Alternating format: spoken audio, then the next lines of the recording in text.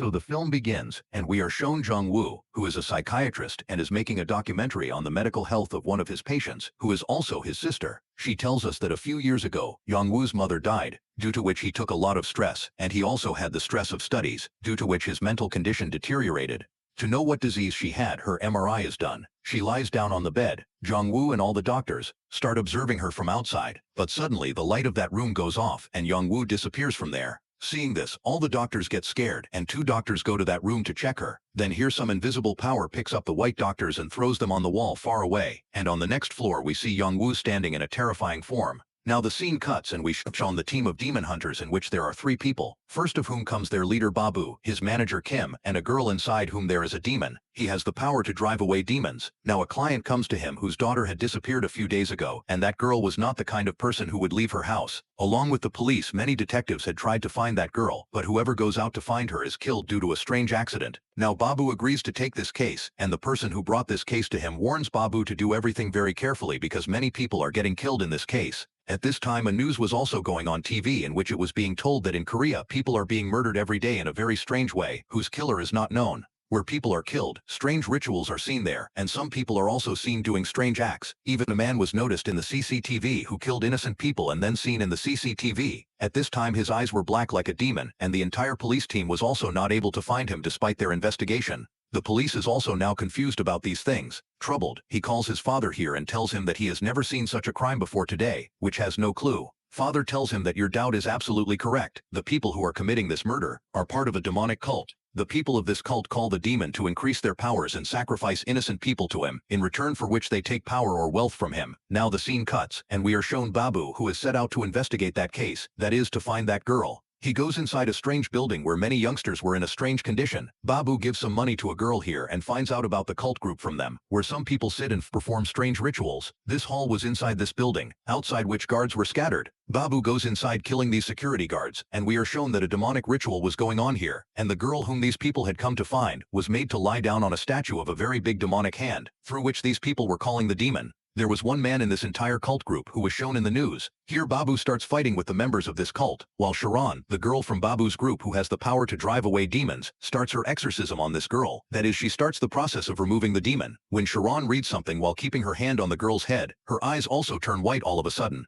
Now the demon that was inside that girl also started feeling pain. The eyes of this innocent girl had turned completely black, and Babu's managers was recording all this. During all this, he notices that all the cult members here had the same kind of tattoo behind their ears and behind their necks. He records this tattoo as well because this tattoo may have a deep connection with this whole case. Here it is shown that due to Sharan's exorcism, the girl finally falls unconscious after writhing in pain, and after some time when she regains consciousness, Sharan gives them the good news that the demon has completely disappeared from inside her because the demon had not yet fully captured her, and now the girl was free from the demon's powers, meaning their mission was complete. Now the next morning we come to know that Babu wanted to open another fun fair with the money he got from this case, where children without parents would live. He cared so much for those children, because he too did not have a mom and dad, and he too was living in an orphanage. Now the scene cuts and we are again shown psychiatrist Jongwoo, who shows her sister's condition to her late doctor and tells that her problem is now much more than a mental problem. She thinks her sister's case is of exorcism, but exorcism was not allowed in this hospital. That's why Dr. Father tells her about Babu, whose team works as demon hunter and can help her. It is shown here that at this time Babu had his manager and Sharan with him, who were talking about the tattoos on the body of those cult members. Babu's manager had also received the news that the number of people with such tattoos is increasing day by day, and Sharan tells that these people with tattoos are not bad humans. She meant to say that they are part of the demon cult. Babu was not getting worried about these things yet when Dr. Jongwoo comes here. She wanted help from Babu, but when Babu comes to know that he has been sent here by Dr. Father, he comes to help her.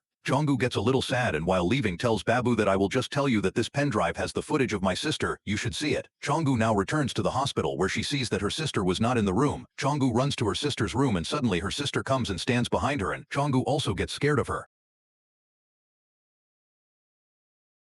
Now Jongwoo turns and looks at the bed. His sister was lying comfortably on the bed, in such a way as if she had not even moved from there. After all these situations, Jongwoo goes to Father Doctor once again and tells him that her sister's condition is getting worse, and the demon hunters have also refused to help her. Here we come to know from the flashback that Babu had saved the lives of both his manager and Sharan from Lucifer Demon, after which these people started working together and started helping people without telling Babu. Sharan and the manager together start watching the video clips of Yongsu, and they were really scared after seeing them. Her actions were very strange. She was crawling in the house, sometimes she was walking backwards and sometimes she would suddenly come to her sister in a posed state. It was clear that she was posed and was possessed by some power.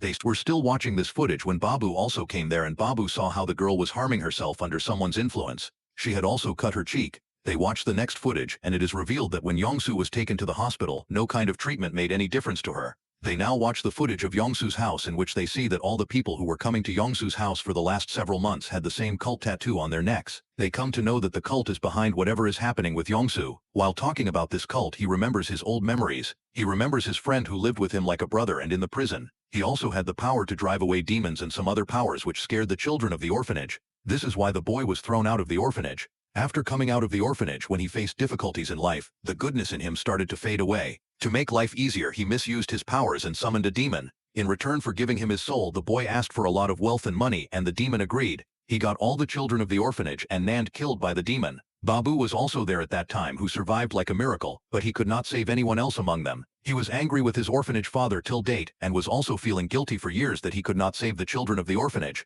Now he wants to take revenge from that demon Lucifer. He thought that he can ask the demon about the cult too, so he is now taking up Yongju's case too. He agrees to take the bribe. Well, now Babu and his team go to Jongwoo and show him a clip of his CCTV footage, in which it was clearly visible that there is another demon behind Yongju, who has completely established its roots inside her. Here they also show Jongwoo that for the past several months, without even knowing, she has been connected with the people of the demon cult. Even inside the hospital, those people of the cult had come to Yongju several times. Sharan tells that these people of the cult, whom the cult considers as their guards, kill the people who come during their rituals, and Sharan tells them another horrifying truth, that these members of the cult are not humans. It is more appropriate to call them a mix of humans and demons. Their job is to find victims for their cult, to find those innocent souls which they can give to the demon, and then create a demonic evil world with their power. After telling all these things, these people want to start their exorcism. Jongwoo takes them to Yongju's room, where Sharan looks at her in a strange way, and holding her head starts her exorcism. But here the demonic powers were so strong that they lifted Yongju up, and her bed also went far away, which Babu caught hold of. Although Yongju had gone far away from Sharan's hand, Sharan still kept on reciting her mantras, due to which Demonin finally throws her down, and Babu picks her up again and makes her lie down on the bed. Sharan again puts her hand on her head and starts reciting her mantras. This time the demon feels a lot of pain due to her mantras, and he attacks Sharan. Sharan's eyes suddenly turn white, and Sharan gets up and flies towards the wall and hits her in the next stroke. Not only Sharan, but in the next stroke too, she also gets hit. This demon had picked up all the other people and thrown them away. When they stand up, they see that Yongju was not there. They immediately go to check the CCTV camera, and they come to know that Yongju had come out of the room, and as soon as she went out, she freed all the patients present in this asylum, so that she could stop the team of demon hunters from going out. When Jongju goes to save her sister, she sees that Yongju was standing right in the middle of the road, and as soon as she goes near her, she faints and falls in her hands. Babu and his team also come running here, and Sharan tells that she could not know the name of the demon that has possessed Yongju, and it is not possible to do exorcism without knowing the name. The demon had taken root inside Yongju, and it was necessary to do exorcism immediately. To know the name of the demon, Sharan tells them that we will have to go to the same house from where all this started. Then these people reach Jongju's house. As soon as they reach there, they turn on all the CCTV cameras and close all the doors and windows of the house, or say seal them. Yongsu is tied to a chair and made to sit, and 2 circles of salt are made around him. Shan tells that this process of exorcism will happen in 6 stages.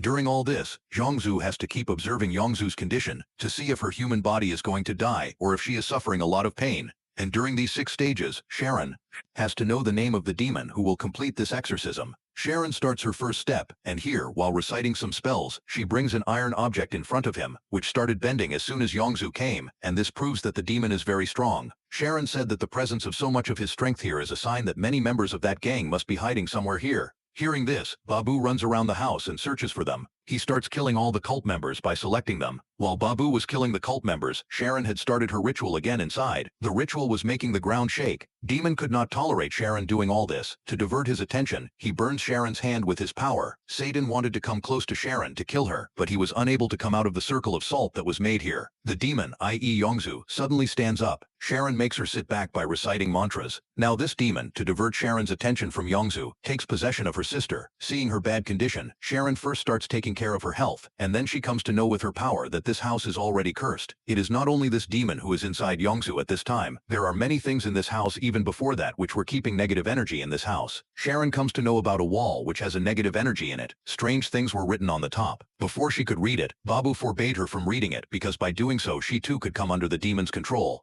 All these people were now standing near Yongsu, and here the devil tells Babu his truth. He tells his name that I am the same Lucifer demon who killed all the children in your orphanage. I know you hate me, but I want to give you an offer. If you accept my offer, join me and start obeying me, then I will make you immortal, after which you will never die. The time Babu says this, he was listening to everything. In reality, we are shown that at this time he was strangling Sharan after coming in the devil's possession. Now with his power, the demon starts freezing everything here. The cold increases and the condition of these people starts deteriorating. Sharan's health also deteriorates, and the very next second we see Sharan in the demon's world. He had brought Sharan to his world to talk to him. He tells Sharan that Yongju is very comfortable in his world. That's why he brought her here. After some time, Sharan comes out of this world, and in the real world, she asks Yongju about the demon's name again because the name that the demon had told Babu earlier was just to deceive him and trick him. It was not his real name. After this, the demon plays another game. He calls Jongwoo here in Yongju's voice very emotionally. Then she also crosses the circle of salt formed around him and goes to her sister. In this way, the effect of that circle breaks. He goes and the demon quickly blows away the salt from around him and gets free. Now since he was free, the first thing he does is pick up the people here and throw them away and takes Yongju away from here. Strange things start happening here. Some strange power lifts Babu's manager into the sky. Things start coming on these people, and then Babu understands that apart from that demon, many strange things are going on in this house. On hearing this from Babu, Jongwoo remembers one thing that the person from whom he had bought this house had said, that there are some big things in the basement of this house. Jongwoo also remembers that those people also had the same cult marks on their necks. As soon as she tells this to Babu, Babu goes to the foreign basement. On the other hand, all the other people together were now looking at Yongju, who is seen lying on the ceiling in the drawing room. Her eyes were turning terribly black and her whole face had turned red. She was looking terrifying, and on the saying of these people she comes downstairs. Finally we are shown that in the basement where Babu went, there were many members of the cult who were performing rituals. That is why the demon's powers were so high inside this house, because he was being worshipped here. Rituals were being performed for him. Now without wasting time, Babu starts fighting with the people of the cult one after the other, and finally the person who was leading them all, that is, who was performing all these rituals, also stands up. He holds Babu's mouth and reads something, due to which Babu also starts getting possessed, and the demon's power starts taking over him too. But Babu remembers God and brings himself to his senses and attacks him, and finally kills all of them. On the other hand, Sharan again goes to the demon's world to find out his name, and finally, by engaging him in conversation, she finds out the demon's name from the demon's mouth itself, immediately after which, Sharan comes to the real world and again catches Yongsu's hand stuck to the ceiling. She starts exorcising him while pointing her hand towards him. This time when she was doing exorcising while taking the name of the demon gets angry and his pain increases a lot, due to which he breaks the windows here and Yongsu screams loudly. His voice was so loud that all the things on the wall fall down, and a portal of the demon's world also opens here, inside which he started pulling Yongsu. Sharan was holding Yongsu's head at this time, and Babu had tied a rope on him. To save him, Sharan was still chanting her mantras, so the devil was now causing them trouble too. The eyes of both Sharan and Babu had turned black. The devil once again tells them that if you want to save your life, then listen to me and accept me. Sharan breaks his spell at that very moment, and suddenly takes Yongsu out of the portal of his world. Babu, without wasting time, closes the portal by punching it, after which both of them become normal, and here for a few moments Babu gets relieved, and finally Yongsu's life was saved from that devil. It is revealed that this was the same demon who had killed the children in Babu's orphanage, and had earlier misled everyone by telling his name as Lucifer. Babu's revenge was also completed as soon as Yongsu got well. After which, finally in the next scene we see that some time has passed and Babu has opened his orphanage. After opening it, he goes to a meeting where the members of the same clan were still preparing to call the devil again, many of whose groups had already been killed by Babu and his team. The leader of them all was Archbishop, who is not shown, but the movie ends here.